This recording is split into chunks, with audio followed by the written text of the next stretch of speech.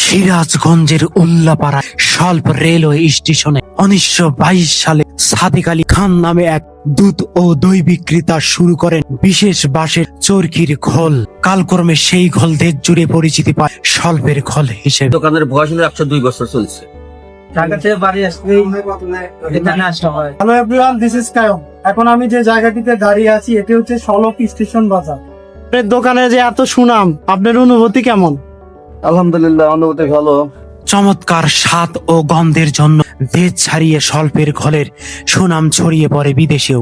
এতদিন পর স্বল্পের ঘোলের চাহিদা একটু কমেনি, উল্টো বেড়েছে। বিশেষ করে রমজান মাস এলেই সিরাজগঞ্জ ও তার আশেপাশের এলাকা মানুষের ইফতারে স্বল্পের ঘোল থাকা চাই। এই সময়ে ট্রেনে করে ঘোল যেত কলকাতাতেও। সাদেক আলী খানের মৃত্যুর পর তার ছেলে আব্দুল মান্নান ঘোল বিক্রি শুরু করেন।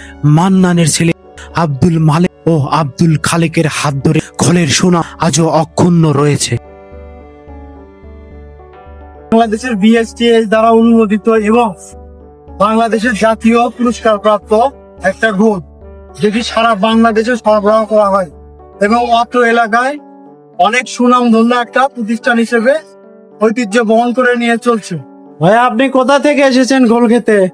আমি বেলকুচি থেকে আসছি, এই জন্য ভালো লাগে আর মাঝে মাঝে আসি।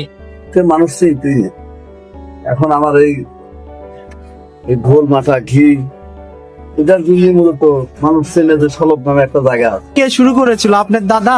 ব্যবসা শুরু করছিল আমার দাদা মরহুম সাদেক আলী খান। উনি ব্যবসা শুরু করছিল 1922 সনে। তো এরপরে আমার বাপ এবং তাছাড়া করতো। আমার দাদার উত্তরসূরি হিসেবে তার এই হারানো ঐতিহ্যটাকে আমি ধরে রেখেছি।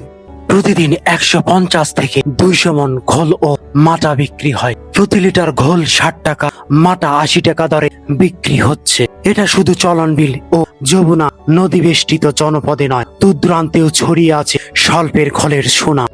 কত বছর থেকে এই ঘোল বিক্রি হচ্ছে? এই দোকানের বয়স 102 বছর চলছে।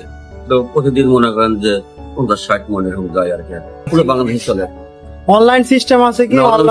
বাসে এবং ট্রেনে দেয় আমরা। এটা হচ্ছে মাঠা আর এটা হচ্ছে ঘোল। 10-এ কত?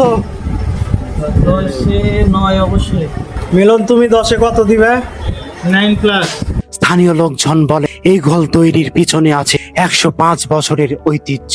ইতিমধ্যে গরম পড়েছে, তাই এই ঘোলের চাহিদা বাড়ায় দিন রাত কাজ করে চলছে কর্মীরা। বিভিন্ন এলাকার পাইকারি ও খুচরা ক্রেতারা এই ঘোল কিনতে ভিড় করছেন। প্রতিদিন ভোরে গ্রামের খামারিদের কাছ থেকে সংগৃহীত গরুর দুধ 2.5 থেকে 3 ঘন্টা জাল দেওয়া হয়। নির্দিষ্ট সময় জাল দেওয়ার পর পাত্রে করে সারা রাত রেখে দেওয়া হয় সেই দুধ। সকালে জমে থাকা সেই দুধের সঙ্গে চিনি ও অন্য উপকরণ মিশিয়ে তৈরি করা হয় এই সুস্বাদু স্বল্পের ঘোল। আমরা অনেক দূর থেকে আসছি, বগুড়া থেকে আসছি। ধন্যবাদ যে আপনি অনেক দূরের থেকে এখানে আসছেন।